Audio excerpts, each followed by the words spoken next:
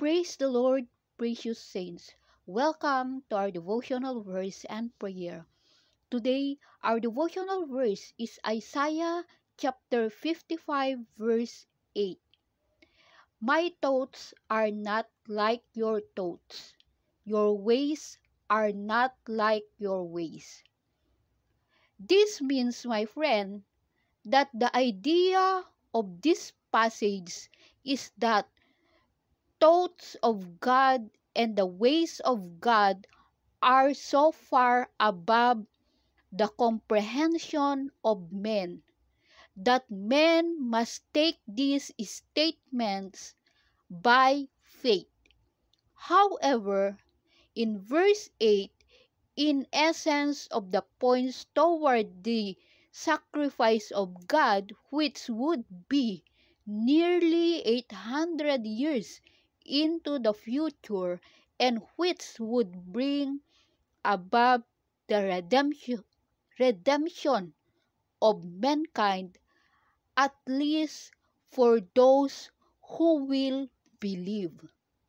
So the title of our Bible verse message for today, my friend, is When Your Plans and God's Plans Don't Match. Life is full of interruptions. Sometimes we have big plans for a career, family, or a ministry. But God takes our lives in a different direction.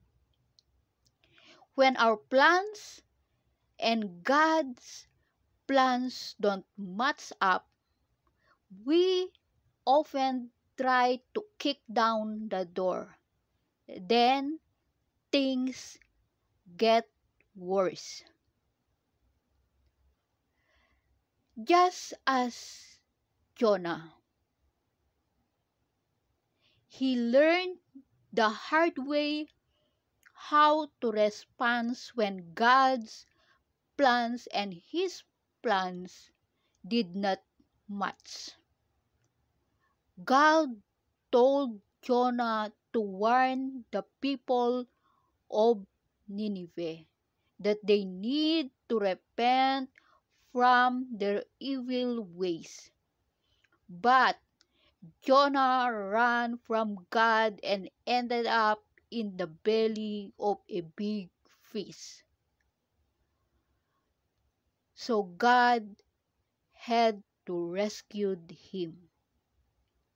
Sometimes, my friend, in our life,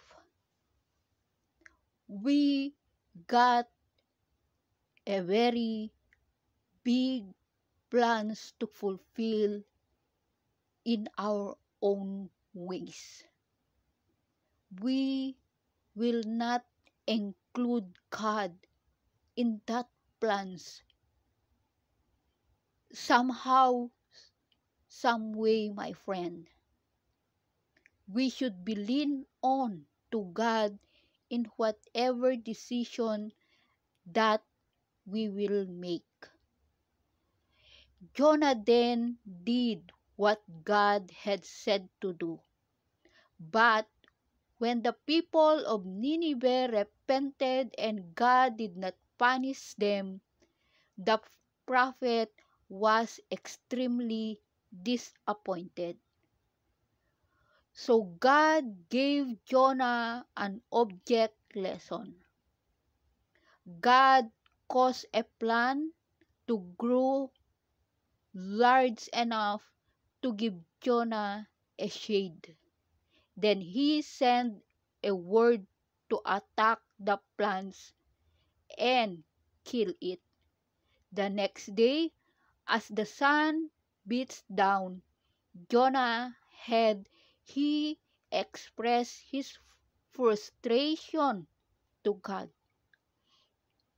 And that's when God reminded Jonah of four truths to remember when God's plans differ from ours.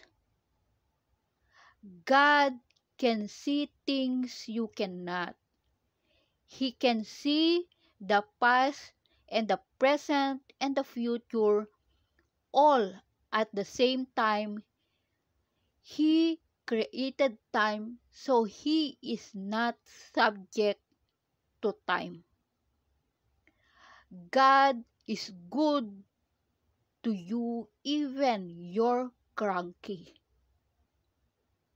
You may have been going the opposite direction from God, and He still covers you with a shade. God cares about your comfort because that's the kind of God He is.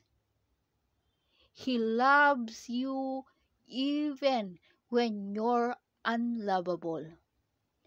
God is in control of every details of your life. Your plans don't fail randomly. God has a purpose in everything in your life. Jonah show us that God uses both the big, the large fish, and the small worms to direct our lives, but He is in control of it all. God wants you to focus on what will last. Most of the worries you would not be around tomorrow. God wanted Jonah to care about the salvation of the people of Nineveh, not a plan that would die the next day. Above all else, focus on getting God's word in your heart and bringing people into His family. Just because your plans aren't turning out the way you want does not mean God is not intimately involved in every step. Ask God to help you. See His hand in your broken plans and trust Him in His goodness as He show you the way forward. So don't lose hope, my friend. Move forward with God. So before I will end this message, I would like to utter a prayer.